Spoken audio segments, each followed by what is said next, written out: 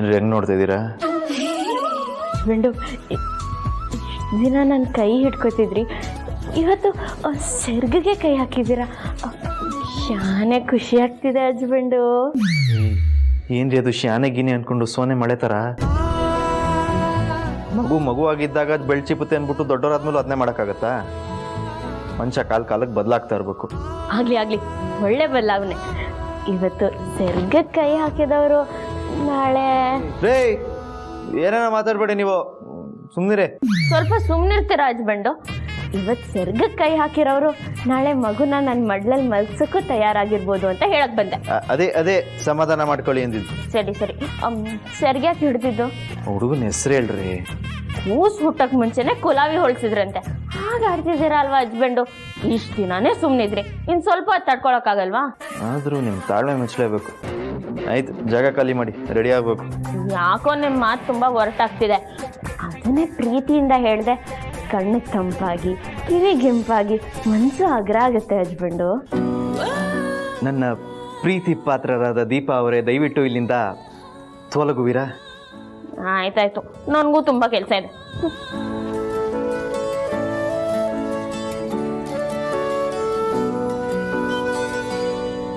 Husband,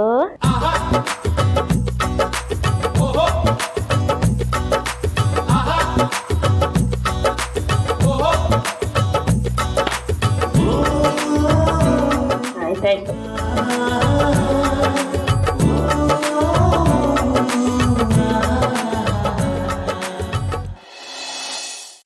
what? ಏನು ಹೇಳ್ತಿದ್ಯಮ್ಮ? ಆ idiot ನರಸಿಂಹನ ನಾನು ಮೀಟ್ ಮಾಡಬೇಕಾ? ಗೊತ್ತಿದ್ದು ಹೀಗೆ ಮಾತಾಡ್ತಿದ್ಯಾ, ಇಲ್ಲ ನನಗೆ ಅವಮಾನ ಮಾಡೋ ಉದ್ದೇಶದಿಂದ ಹೀಗೆ ಹೇಳ್ತಿದ್ಯಾ? ಪ್ರಪಂಚದಲ್ಲಿ ಕೆಟ್ಟ ಮಕ್ಕಳಿರ್ತಾರೆ ಹೊರತು ಕೆಟ್ಟ ತಾಯಿ ಇರಲ್ಲ ಕಣೆ. ಏನೇನು ನಿಂದು?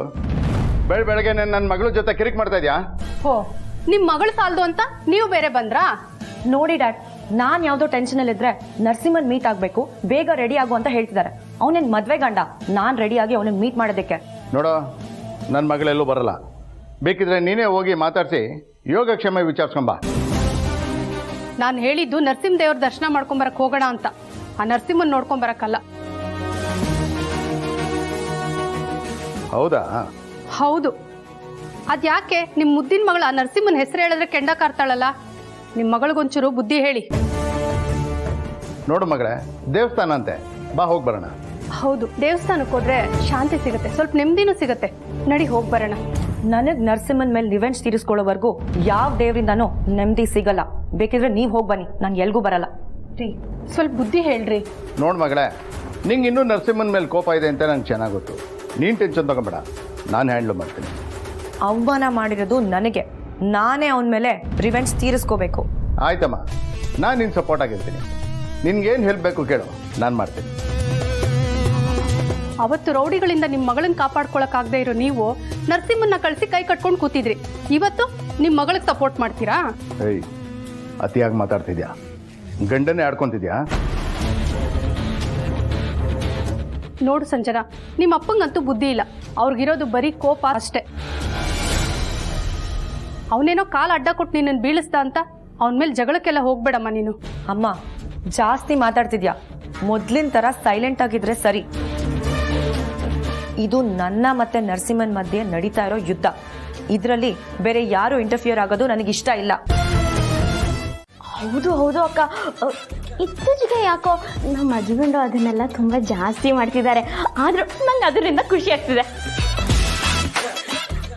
ಏನ್ರಿ ಬಂದಿರೋದು ನಿಮಗೆ? ಬಾಯಿಗೆ ಬಂದಂಗೆ ಮಾತಾಡ್ತಿರಲ್ಲ. ನಾನು ಯಾವಾಗಲೂ ನಿಮ್ಮ ಜೊತೆ ರೊಮ್ಯಾನ್ಸ್ ಮಾಡಿದ್ದೀನಿ? ನೀವು ಹೋಗ್ಲಿ ಪಾಪ ಬೀಳ್ತಾ ಇದೀರ ಅಂತ ಇಟ್ಕೊಳಕ್ ಬಂದ್ರೆ ಬಾಯಿಗೆ ಬಂದಂಗೆ ಮಾತಾಡ್ತೀರಾ?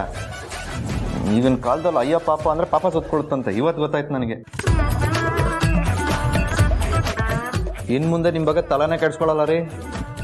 ಓಹೋ, ನೋಡಕ್ ಚೋಟದ ಮೆಣಸಿನ್ಕಾಯಿ ಥರ ಇದ್ರು ಬೇಜಾನ್ ಕ್ವಾಟ್ಲೆ ಕೊಡ್ತೀರ ರೀ.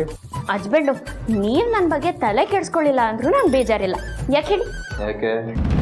ಯಾಕಂದ್ರೆ ನಾನು ಈಗಾಗಲೇ ನಿಮ್ಮ ಮನಸ್ಸು ಸ್ಥಾನ ಪಡ್ಕೊಂಡಿದ್ದೇನಲ್ವಾ.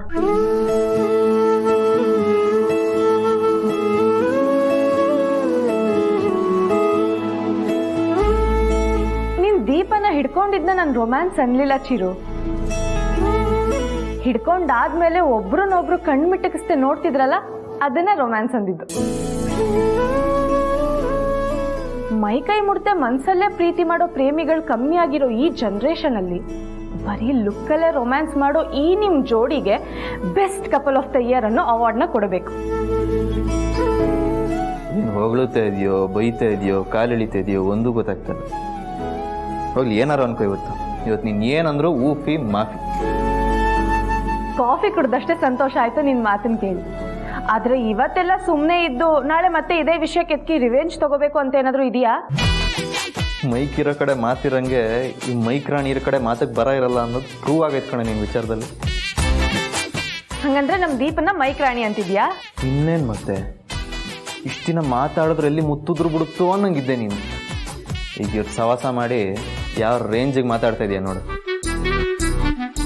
ಹೌದು ಹಸ್ಬೆಂಡು, ಅದೇನೋ ಹೇಳ್ತಾರಲ್ವಾ, ಈಗಿನ ಕಾಲದಲ್ಲಿ ಮಗು ಹತ್ರನೇ ಅಮ್ಮ ಹಾಲು ಕುಡಿಸೋದು ಅಂತ. ಅಲ್ಲಿಗೆ ಮಾತಾಡೋದು ಎಷ್ಟು ಮುಖ್ಯ ಅಂತ ಗೊತ್ತಾಯ್ತಾ?